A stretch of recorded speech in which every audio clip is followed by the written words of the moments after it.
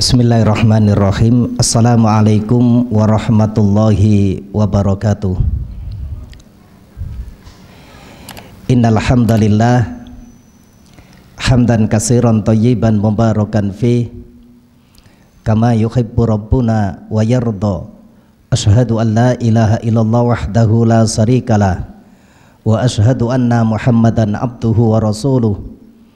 Allahumma salli wa sallim mabarik ala Muhammadin wa ala alihi wa sahbihi wa man tabi'ahum bi ihsanin ila yaumiddin. Qala Allah ta'ala fil Qur'anil Karim, ya ayyuhalladzina amanu taqullaha haqqa tuqatih wa la tamutunna illa wa antum muslimun. Ya ayyuhan nasu taqu rabbakumul ladzi khalaqakum min nafsin wahidah wa khalaqa minha zawjaha wa batha minhuma rijalan katsiran wa nisaa'a wattaqullaha alladzi tasaaluna bihi wal arham innallaha kana 'alaikum raqiba. Ya ayyuhalladzina amanu taqullaha wa qulu qawlan sadida yuslih lakum a'malakum wa yaghfir lakum dhunubakum wa may yuti'illaha wa rasulahu faqad faza fawzan 'azima.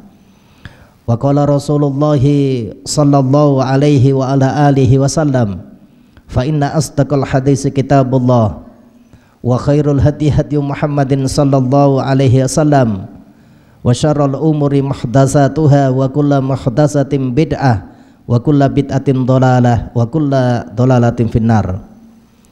Ikhwani fiddin, a'azzakumullah, Bapak Ibu hadirin jamaah kajian berbuka yang dirahmati Allah subhanahu wa ta'ala. Syukur alhamdulillah, mari bersama-sama kita awali kajian di sore yang berbahagia ini dengan selalu memperbanyak syukur kehadrat Allah subhanahu wa ta'ala atas limpahan nikmat, atas limpahan karunia yang telah diberikan oleh Allah subhanahu wa ta'ala kepada kita, yang dengan nikmat dan karunia itu alhamdulillah di sore yang berbahagia ini kita diberikan kemudahan oleh Allah subhanahu wa ta'ala bisa melangkahkan kaki ke majelis yang insya Allah mubarakah. Mudah-mudahan hadirnya kita di majelis ini dicatat oleh Allah subhanahu wa ta'ala sebagai amal soleh di sisinya. Amin. Salawat ma'asalam mari pula kita haturkan kepada Nabiullah Muhammad Rasulullah sallallahu alaihi wasallam, kepada keluarga beliau, sahabat-sahabat beliau dan umat beliau ila yaumil qiyamah. Ikhwani fiddin, a'azakumullah, Bapak Ibu hadirin jamaah kajian berbuka yang dirahmati Allah subhanahu wa ta'ala. Kajian kita di sore yang berbahagia ini akan membahas berkaitan dengan memperoleh kemuliaan dengan menjaga diri dari perusak amal. Ma'asyiral muslimin, jamaah yang dirahmati Allah subhanahu wa ta'ala, berbicara tentang kemuliaan. Allah subhanahu wa ta'ala berfirman di dalam surat Fatir, surat yang ke-35 ayat yang ke-10. Allah subhanahu wa ta'ala berfirman, man kana yuridul izzata falillahil izzatu jami'ah. Kata Allah subhanahu wa ta'ala, barang siapa yang menghendaki kemuliaan, ketahuilah oleh kalian kemuliaan itu milik Allah semuanya. Ini yang mengkhabarkan adalah Allah subhanahu wa ta'ala.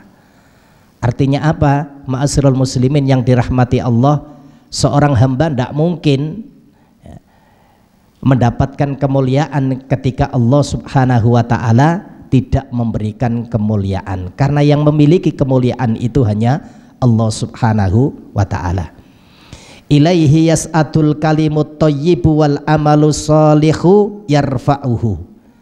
Kata Allah subhanahu wa ta'ala di dalam ayat ini, kepada Allah subhanahu wa ta'ala naik perkataan-perkataan yang baik, begitu pula amal soleh yang telah kita kerjakan. Walladzina yamkuruna sayyi'ati lahum adzabun syadid, dan orang-orang yang merencanakan kejahatan bagi mereka adalah azab yang pedih. Wa makru ulaika huwa yabur, kata Allah, dan rencana jahat itu pasti bakal hancur. Ma'asyiral muslimin yang dirahmati Allah Subhanahu wa taala, dengan jelas ayat ini mengkhabarkan kepada kita, ketika kita sebagai seorang hamba, apalagi hamba yang beriman kepada Allah, yang mengimani syariat Allah Subhanahu wa taala, manakala kita menginginkan kemuliaan, kemuliaan itu hanya bisa kita raih dari Allah Subhanahu wa taala. Caranya bagaimana? Ya dengan menjalankan ketaatan kepada Allah Subhanahu wa ta'ala. Di antara ketaatan yang Allah perintahkan adalah seorang hamba itu mengerjakan amal soleh. Sebagaimana yang Allah Subhanahu wa ta'ala jelaskan di dalam surat An-Nahl, surat yang ke-16 ayat yang ke-97. Allah Subhanahu wa ta'ala berfirman, man amila salihan min dzakarin au unsa wa huwa mu'min. Barang siapa yang mengerjakan amal soleh, laki-laki atau perempuan, sedang dia dalam keadaan beriman kepada Allah, maka kata Allah Subhanahu wa ta'ala, falanuhyiyannahu hayatan thayyibah, maka benar-benar akan kami berikan kepadanya kehidupan yang baik. Wala najziyannahum ajrohum bi aksani ma kanu ya'malun, dan akan kami beri balasan dengan balasan yang jauh lebih baik dari apa yang sudah dia kerjakan. Para mufassir jamaah sekalian, di antaranya Al-Imam Ibnu Katsir rahimahullah taala menjelaskan bahwasannya kebahagiaan seorang hamba, kemuliaan seorang hamba, baik di dunia ataupun nanti di akhirat, bisa dia raih dengan menjalankan ketaatan kepada Allah, yaitu dengan mengerjakan amal soleh. Tidak dikatakan amal soleh kecuali wahwa al-amalu al-mutabi'u li kitabillahi ta'ala wa sunnati nabiyyi. Akan disebut sebagai amal soleh manakala amal yang kita kerjakan itu mutabi', sesuai atau mengikuti li kitabillah, apa yang Allah Subhanahu wa ta'ala jelaskan di dalam Al-Quran, dan mengikuti sunnahnya Rasulullah Sallallahu Alaihi Wasallam. Ma'asyiral muslimin yang dirahmati Allah, itulah ketaatan yang harus kita jaga, ketaatan yang harus kita pertahankan. Jangan sampai hal yang bisa menjadikan diri kita bakal dimuliakan oleh Allah Subhanahu wa ta'ala itu bisa menjadi rusak karena ulah kita sendiri. Di dalam kitab Mubtilatul A'mal fi Dhau'il Kitab was Sunnah, yaitu perusak amal berdasarkan Al-Quran was Sunnah, yang ditulis oleh As-Syeikh Abu Usamah Salim bin Id Al-Hilali rahimahullah ta'ala, beliau menyebutkan beberapa hal, beberapa perbuatan yang kalau perbuatan itu dilakukan oleh seorang hamba, amal-amal soleh yang sudah dia kerjakan itu bisa menjadi rusak.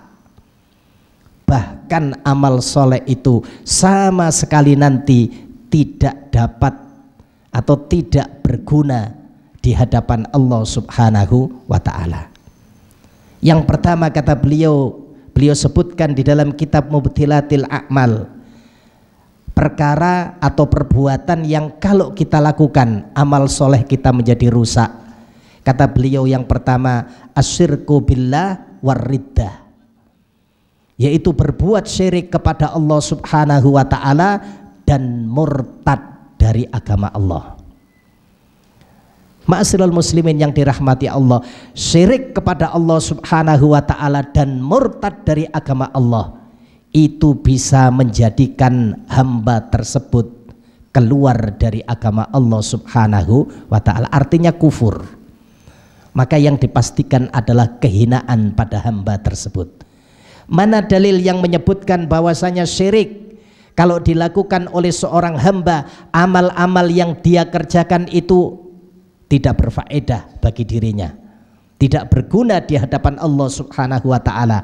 Bisa dilihat di dalam surat Az-Zumar, surat yang ke-39 ayatnya ayat 65. Allah Subhanahu wa ta'ala berfirman, walaqad uhiya ilaika wa ilal ladzina min qablika Dan sungguh Muhammad, telah aku wahyukan kepadamu dan telah aku wahyukan pula kepada nabi-nabi sebelum kamu. Artinya sama jamaah sekalian ya.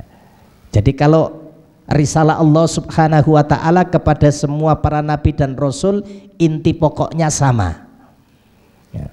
Karena itu Allah di dalam ayat ini menyebutkan, telah aku wahyukan kepadamu Muhammad dan kepada nabi-nabi sebelum kamu, la in asyrakta, jika kamu menyekutukan Allah subhanahu wa ta'ala, la yahbatonna amaluka, maka akan menjadi sia-sia, gugur seluruh amal-amal yang sudah kamu kerjakan.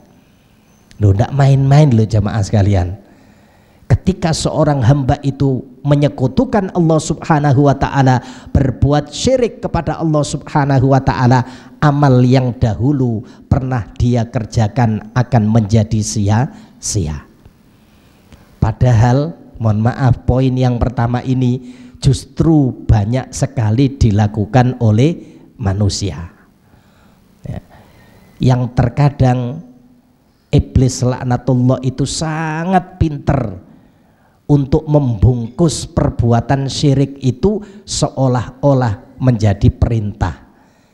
Perbuatan syirik itu dibungkus seolah-olah itu adalah bentuk ketaatan, sehingga begitu banyak manusia ini terjerumus kepada hal tersebut ya. Jadi Allah subhanahu wa ta'ala sebutkan demikian, wala takunanna minal khasirin, dan sungguh kamu akan menjadi orang yang rugi. Jelas jamaah sekalian. Maka jaga ya, agar kita tidak melakukan perbuatan syirik. Dengan cara apa? Ya kita belajar, kita mengetahui ya, perkara-perkara yang jangan sampai jalan menuju syirik itu kita lakukan ya. Kepingin kaya, kepingin rumahnya itu terjaga dari mara bahaya, di depan pintunya kemudian dikasih jimat nah, barang siji sing dirumat nah, apa barang siji sing dirumat nih. Itu banyak kita dapati seperti itu. Bahkan sering sekali kita dapati, misalnya ada, mohon maaf, usaha yang lakunya itu ndak mufakat. Masa hanya jual mie, kan ndak mufakat jamaah sekalian. Ya memang bisa jadi Allah subhanahu wa ta'ala berikan rizki, tapi kadang-kadang kita sebagai manusia melihat itu ndak mufakat. Itu yang antri sampai puluhan, bahkan ndak bisa dihitung dengan jari. Ini jual apa gitu ya. Hati-hati jamaah sekalian. Ternyata setelah kita lihat, loh di depan pintunya dikasih jimat, nah, dikasih bungkusan, masya Allah. Banyak itu terjadi. Kelihatannya perkara yang sepele, tapi sesungguhnya iblis laknatullah telah membungkus perkara tersebut seolah-olah itu adalah hal yang diperbolehkan. Dan sangat banyak sekali kita dapati. Kita tidak perlulah mencontohkan terlalu banyak, nanti kena yang lain. Karena biasanya itu dilakukan oleh masyarakat kita. Kemudian dalil yang berkaitan dengan murtad, di mana murtad itu bisa menyebabkan amal-amal soleh yang dikerjakan oleh seorang hamba itu menjadi sia-sia. Allah subhanahu wa ta'ala sebutkan di dalam surat Al-Baqarah, surat yang kedua ayat yang ke-217. Allah subhanahu wa ta'ala berfirman, wa may yartadid minkum antini, barang siapa yang murtad dari agamanya, keluar dari agama Allah subhanahu wa ta'ala, fayamut, kemudian dia mati ya. Pas murtad, pas mati jemaah sekalian. Macam-macam orang murtad penyebabnya, karena tidak tahan dengan ujian. Kan ada yang diberikan saudaranya tidak pernah diberikan ujian yang berat, dirinya diberikan ujian yang sangat berat ya. Makanya orang yang bersabar itu masya Allah, di antara amal yang pahalanya tidak terbatas ya, itu adalah sabar. Tapi ini berat jamaah sekalian. Al-Imam Ibnu Uyainah, gurunya Al-Imam Asy-Syafi'i rahimahullah ta'ala, dalam salah satu fatwanya beliau pernah mengatakan berkaitan dengan sabar, kalau saya boleh memilih, kata beliau, antara sabar dan syukur, jadi saya diberikan kekayaan oleh Allah Subhanahu wa ta'ala, diberikan harta oleh Allah Subhanahu wa ta'ala, diberikan kenikmatan oleh Allah Subhanahu wa ta'ala, kemudian bersyukur. Atau yang kedua, saya diuji oleh Allah Subhanahu wa ta'ala dan saya mampu bersabar, saya akan lebih memilih yang pertama tadi. Diberikan kenikmatan oleh Allah kemudian bisa bersyukur. Ini kelasnya seorang imam, Ibnu Uyainah rahimahullah ta'ala. Artinya berat.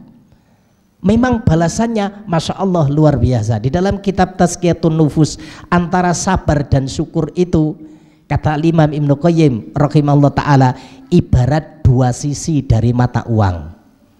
Kalau kita punya mata uang, yang satu gambarnya burung Garuda, yang satu gambarnya macam-macam biasanya. Itu ibarat dua sisi dari mata uang, derajatnya di hadapan Allah Subhanahu wa ta'ala sama. Kadang-kadang seseorang itu lolos dari ujian, tapi belum tentu dia lolos ketika diberikan kenikmatan. Tapi lebih mudah diberikan kenikmatan kemudian bisa bersyukur. Jadi Allah Subhanahu wa ta'ala sebutkan di sini, barang siapa yang murtad dari agamanya, kemudian saat murtad itu dia mati, wa huwa kafirun, orang itu kafir kata Allah, faulaika habitat a'maluhum fid dunya wal akhirah, maka akan hapus, akan sia-sia seluruh amalnya baik di dunia ataupun di akhirat nanti. Wa ulaika ashabun nar, mereka itulah penghuni neraka, hum fiha khalidun, mereka kekal di dalam neraka. Ini poin pertama yang disebutkan oleh As-Syaikh Abu Usamah Salim bin Id Al-Hilali rahimahullah ta'ala di dalam kitab Mubtilatul A'mal. Kemudian terkait dengan poin yang pertama ini pula, pernah kita sampaikan satu hadis yang diriwayatkan oleh Imam Ahmad, bagaimana Rasulullah Sallallahu Alaihi Wasallam ketika menceritakan tentang dua orang yang melakukan satu perjalanan, salah satu dari keduanya itu masuk ke dalam surga, yang lain masuk ke dalam neraka. Rasulullah Sallallahu Alaihi Wasallam menceritakan, dakhala rajulul jannah fi dzubabin wa dakhala rajulun nar fi dzubabin. Ada seorang laki-laki yang dimasukkan ke dalam surga gara-gara lalat, dan ada pula seorang laki-laki yang dimasukkan ke dalam neraka juga gara-gara lalat. Qalu, para sahabat bertanya, wa kaifa dzalik ya Rasulullah, bagaimana hal itu bisa terjadi ya Rasul? Qala, Rasul menceritakan, marra rajulani ala qaumin lahum sonamun la yajuzuhu ahadun hatta yuqarriba lahu syai'an. Kata Rasulullah, ada dua orang yang melakukan perjalanan. Mereka berdua melewati satu kaum di mana kaum itu adalah penyembah berhala. Daerah tersebut adalah penyembah berhala. Tidak diperbolehkan seorang pun melewati daerah tersebut terkecuali harus taqarrub, mendekatkan diri kepada Tuhan yang disembah oleh penduduk daerah tersebut. Maka dikatakan kepada orang yang pertama, qarrib, mendekatkan dirilah Anda. Nah, kalau bahasa kita, berkorbanlah Anda. Maka dia mengatakan, laisa inti syai'un, tidak ada sesuatu pun yang bisa aku gunakan untuk mendekatkan diri kepada Tuhan yang kalian sembah. Maka penduduk kampung itu mengatakan, qarrib walau dzubaban, berkorbanlah Anda, mendekatkan dirilah Anda meskipun hanya dengan seekor lalat. gampang jamaah sekalian cari lalat. Antum punya permen, permen ini diletakkan gitu, lalat sudah pada datang. Ambil aja plastik ya, kemudian dapat lalat. Maka kemudian di dalam hadis ini diceritakan bahwasannya fakhallu sabilahu, orang yang berkorban tadi mendekatkan diri dengan lalat itu diperbolehkan melewati daerah tersebut. Adapun orang yang kedua, ya, tapi karena dia diperbolehkan lewat, Rasul sampaikan fadakhalan nar, dia termasuk penghuni neraka. Mengapa? Ketika dia beribadah, ibadahnya itu tidak diperuntukkan untuk Allah Subhanahu wa ta'ala. Artinya dia berbuat syirik kepada Allah Subhanahu wa ta'ala. Wa qalu lil akhar, adapun orang yang kedua, qarrib walau dubaban, mendekatkan dirilah Anda meskipun hanya dengan seekor lalat. Orang yang kedua mengatakan ma kuntu li uqarriba li ahadin say'an dunallah azza wa jalla. Tidak pantas sebuah ibadah, sebuah korban, mendekatkan diri itu diperuntukkan kepada sesuatu pun selain Allah Subhanahu wa ta'ala. Rasul sampaikan fadharabu unuqahu, orang itu dipenggal lehernya, tapi kata Rasul fadakhalal jannah, dia termasuk penghuni surga, sebab ibadahnya hanya diperuntukkan untuk Allah Subhanahu wa ta'ala.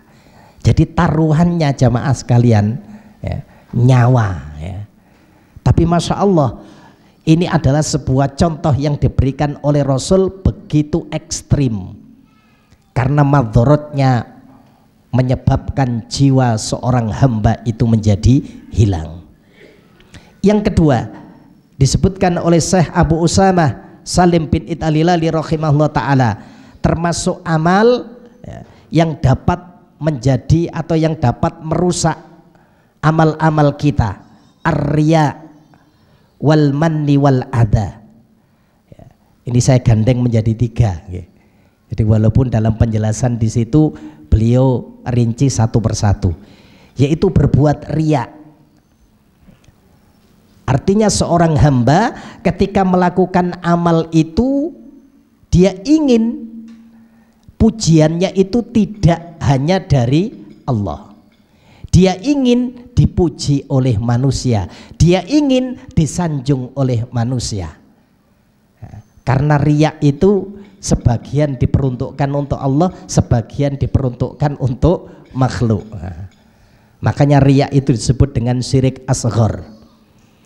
Atau yang berikutnya, menyebut-nyebut pemberian dan menyakiti orang yang diberi. Itu juga termasuk perkara yang bisa menyebabkan amal soleh seorang hamba itu menjadi rusak. Mana dalil yang menyebutkan hal itu? Satu hadis yang sering kita dengar berkaitan dengan 3 manusia terbaik, 3 orang terbaik yang telah melakukan amal soleh, di mana amal soleh yang mereka kerjakan itu didustakan oleh Allah Subhanahu wa ta'ala. Hadis yang diriwayatkan oleh Imam Muslim, nomor hadisnya 3527. Rasulullah sallallahu alaihi wasallam bersabda, inna awwalan nasi yuqdha yaumal qiyamah alaihi. Sesungguhnya manusia, golongan manusia yang pertama kali diadili pada hari kiamat nanti ada 3 golongan. Kalau berkaitan dengan pribadi kita, amal yang pertama nanti sholat. Tapi kalau golongan manusia yang dihadirkan di hadapan Allah Subhanahu wa ta'ala, golongan yang pertama adalah rajulun istushhida fa'utiya bihi fa'arrafahu ni'amahu fa'arrafaha, yaitu orang yang mati sebagai seorang syuhada, orang yang meninggal di jalan Allah Subhanahu wa ta'ala. Ini kan amal terbaik jemaah sekalian. Masya Allah, dengan jiwa, dengan hartanya dia peruntukkan untuk Allah Subhanahu wa ta'ala. Bahkan di dalam surat Shaf itu Allah sampai menyebutkan, ya ayyuhalladzina amanu hal adullukum ala tijarah tungjikum min adzabin alim tu'minuna billahi wa rasulihi wa tujahiduna fi sabilillahi bi amwalihim wa anfusihim. Ayat itu ketika dibacakan selalu para ulama mengaitkan dengan seorang sahabat yang mulia, Sa'id bin Amir Al-Jumahi ya. Jadi beliau ini Masya Allah seorang sahabat yang dikenal sangat luar biasa, selalu disandingkan dengan firman Allah Subhanahu wa ta'ala di dalam surat Shaf, karena Sa'id bin Amir melakukan perniagaan dengan Allah Subhanahu wa ta'ala. Ayat itu menyebutkan, hai orang-orang yang beriman, maukah aku tunjukkan kepada kalian satu perdagangan, satu perniagaan yang menyelamatkan kalian dari azab Allah Subhanahu wa ta'ala. Tu'minuna billahi wa rasulihi, kalian beriman kepada Allah dan beriman kepada Rasulnya. Wa tujahiduna fi sabilillah bi amwalihim wa anfusihim, kalian berjihad di jalan Allah dengan jiwa dan harta kalian.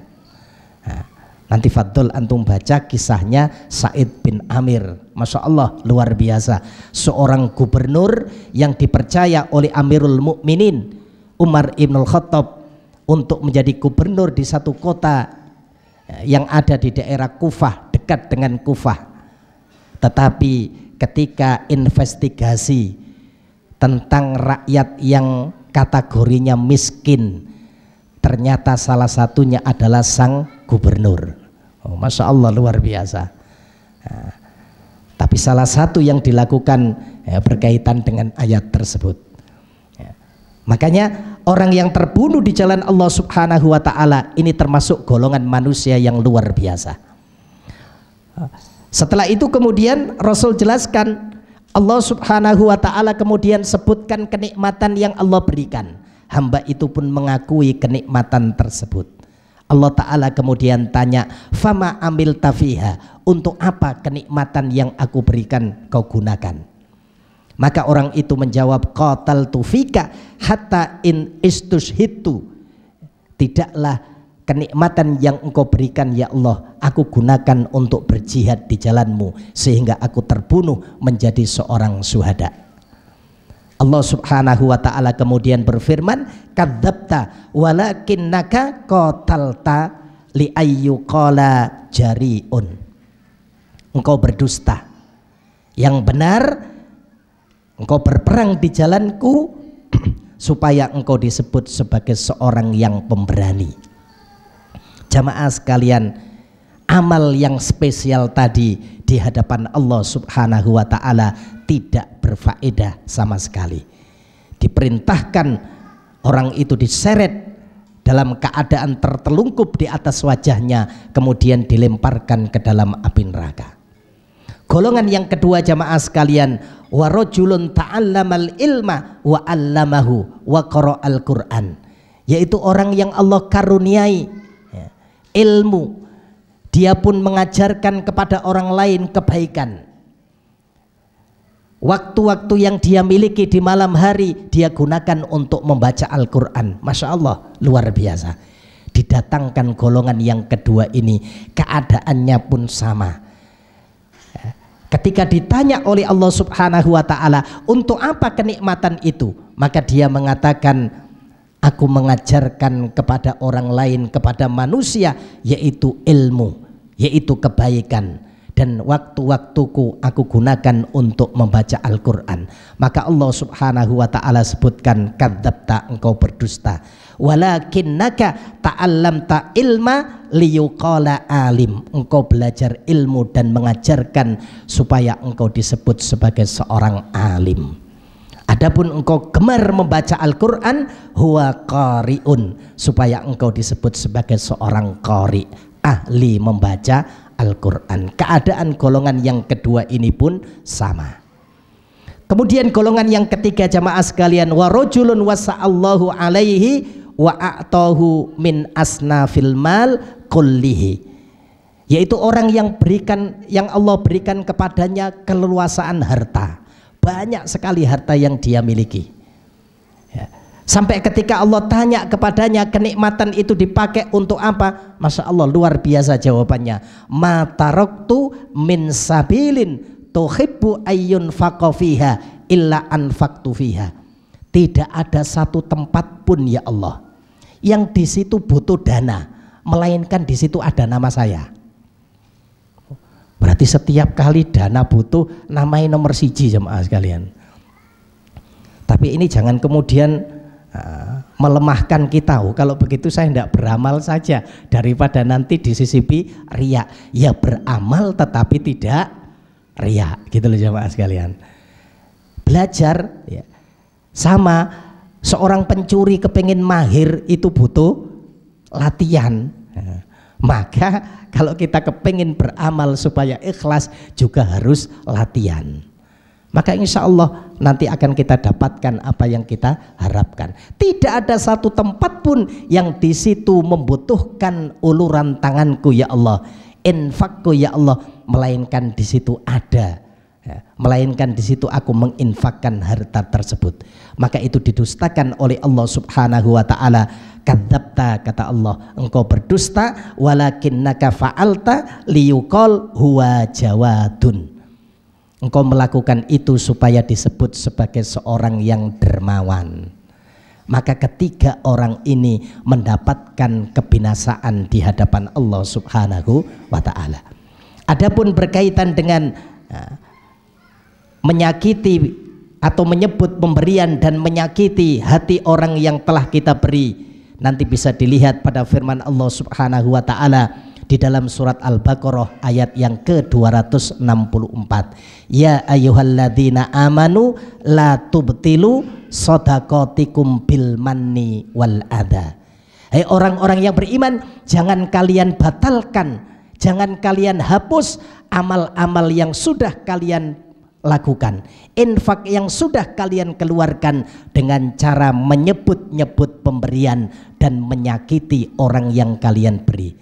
Kalladzi yunfiqu malahu ria'an nas wala yu'minu billahi wal yaumil akhir. Karena perkara seperti itu seperti orang yang berbuat riya kepada manusia dan tidak beriman kepada hari akhir. Famasaluhu, kata Al-Qur'an, famasaluhu kamasali sofwanin alaihi turabun fa'asobahu wabilun fatarakahu solda. Seperti tanah, seperti debu yang berada di atas batu yang licin, kemudian Allah datangkan hujan yang lebat, tersapu tanah itu dari atas batu. Poin akhir dari ayat tersebut, la yaqdiruna ala say'im mimma kasabu. Orang yang telah mengusahakan banyak hal itu tidak berkuasa sedikit pun terhadap apa yang sudah dia upayakan. Naudzubillah jamaah sekalian, karena sia-sia amal yang sudah dia kerjakan. Yang berikutnya jamaah sekalian, disebutkan oleh Syekh Abu Usamah Salim bin Al-Hilali rahimahullah ta'ala, al-ghadabu fi sunnati Rasulillah sallallahu alaihi wasallam walau fa'ala dzalik. Perbuatan yang menyebabkan amal soleh atau amal ibadah kita itu menjadi rusak, benci kepada sunnahnya Rasulullah sallallahu alaihi wasallam meskipun dia masih melakukan, tapi sakjane ku benci. Ini jaga image jemaah sekalian. Ada yang seperti ini, jaga image. Makanya repot kalau dengan orang yang jaga image itu. Jadi satu kali kami didatangi oleh seorang ummahat, tanya, Ustadz gimana ini Ustadz? Loh, apanya yang gimana? Gitu. Suami saya itu Masya Allah, dia mengamalkan sunnah. Dia tidak suka dengan acara-acara sehabis kematian. Kalau kami pas ada acara seperti itu, suami saya tidak pernah ikut. Tapi sayangnya tidak pernah ikut di belakang itu rokoknya jedal-jedul Ustaz. Gitu. Jadi dia itu sebetulnya apa namanya? Posisinya di mana kita tidak tahu. Alah, masa seperti itu? Betul Ustaz. Nah, sholatnya di mana? Di mis Ustaz. Masya Allah, luar biasa kayak Ustaz yang nyampe no ya gitu. Oh, kalau begitu ya mudah-mudahan diberikan hidayah oleh Allah. Ya gitu aja jemaah sekalian. Jangan sampai kemudian kita ini seolah-olah dalam tampilan zahir mengamalkan perintah Rasulullah, tapi sebetulnya kita ini benci dengan sunnahnya Rasul. Mana dalil yang menyebutkan hal itu? Firman Allah Subhanahu wa taala di dalam surat Muhammad surat 47 ayat yang ke-9. Dzalika bi annahum karihu ma anzalallahu fa ahbata a'malahum. Yang demikian itu kata Allah Subhanahu wa taala karena mereka itu benci terhadap apa yang telah Allah turunkan. Akibatnya Allah Subhanahu wa taala hapus segala amal yang mereka kerjakan. Berat loh jamaah sekalian. Cukuplah kisah yang pernah terjadi di zaman para sahabat-sahabat Rasulullah Sallallahu Alaihi Wasallam. Ketika di majelisnya sahabat ada seorang laki-laki yang mengatakan ma ra'aitu misla qurra'ana. Aku tidak melihat semisal mereka orang yang ahli membaca Al-Quran. Ar-raghibu butunan wala akdziba al-sunan wala ajnaba indal liqa. Mereka itu perutnya buncit, lisannya kalau berbicara itu dusta, kalau di medan perang mereka itu pengecut. Ini kata-kata sindiran jemaah sekalian. Siapa yang disindir? Qurra'ana tadi, orang yang ahli baca Quran. Siapa di zaman Rasul dan para sahabat yang ahli baca Quran? Ya Rasulullah dan para sahabat. Jadi Rasul dan para sahabat itu digambarkan perutnya buncit. Perutnya buncit itu maksudnya nek mangan itu, kalau makan itu gak mufakat gitu lah. Kalau berbicara lisannya selalu dusta, padahal Rasul ini dikenal sebagai Al-Amin sejak beliau belum diangkat menjadi seorang nabi dan Rasul. Kalau di medan perang mereka itu pengecut, para sahabat Rasul bukan demikian. Mendengar ucapan itu, sahabat Abdullah bin Umar mengatakan, demi Allah akan aku sampaikan apa yang kamu ucapkan itu kepada Rasulullah Sallallahu Alaihi Wasallam. Ketika Abdullah bin Umar ketemu dengan Rasul, berubah wajah Rasulullah. Turunlah firman Allah Subhanahu wa taala di dalam surat At-Taubah ayat 65-66. Wala in sa'altahum layakulunna innama kunna nakhudu wa nal'abu. Jika kamu tanyakan kepada mereka atas ucapan mereka, mereka akan berkata, kami hanya bersenda gurau dan main-main saja.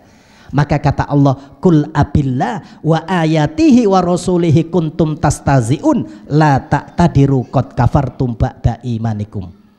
Apakah terhadap ayat-ayat Allah, terhadap ayat-ayat Allah dan terhadap Rasulnya kalian itu bersenda gurau, kalian itu mengolok-olok? La ta'tadiru, tidak usah minta maaf kalian. Qad kafartum ba'da imanikum, karena kalian telah kafir sesudah iman. Hati-hati jamaah sekalian. Kalau kita ini cinta kepada sunnahnya Rasul, zahirnya cinta, hatinya juga cinta. Karena nanti akan menjadi malapetaka bagi diri kita. Terakhir jamaah sekalian, karena sudah masuk saatnya berbuka. Poin yang berikutnya disebutkan oleh Syekh Abu Usamah Salim bin Id Al-Hilali rahimahullah ta'ala, at-ta'ammadu fil haram. Termasuk perkara yang bisa menyebabkan amal soleh kita menjadi rusak, terang-terangan melakukan maksiat. Bagaimana terang-terangan melakukan maksiat itu? Rasul jelaskan dalam satu hadis yang diriwayatkan oleh Imam Ibnu Majah, la a'lamanna aqwaman min ummati ya'tuna yaumal qiyamah bihasanatin amsali jibal tahamatan bidhon fayaj'aluha Allahu azza wa jalla haba'an mangsura.